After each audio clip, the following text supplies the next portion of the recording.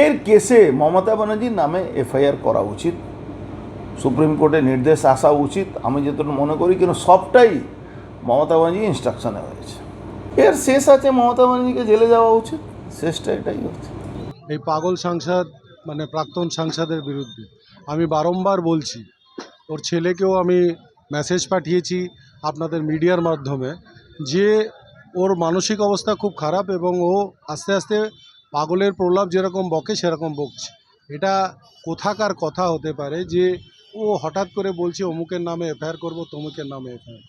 ওর নামে যতগুলো এফআইআর আছে সেই এফআইআরগুলোকে সঠিকভাবে উত্তর দিক। আর ও যদি নিজেকে পাগল ঘোষিত করে নেয় তাহলে ও কিন্তু অনেকগুলো কেস থেকে রেহাই পাবে।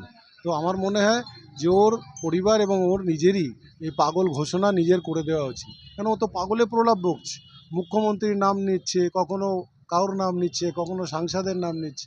তো এইসব কথা নিয়ে আমি কোনো রকম উত্তর দিতে চাই না, কিন্তু আবার আপনাদের মিডিয়ার মাধ্যমে বলবো যে ওর ছেলে পবন সিং বিজেপি এমএলএ, ওকে বলবো যে বাবাকে নিয়ে কোথাও চিকিৎসা করাও। বাবার মানসিক অবস্থা খুব খারাপ, খুব ভেঙে পড়েছে, ওকে ইমিডিয়েট ওর ট্রিটমেন্ট দরকার।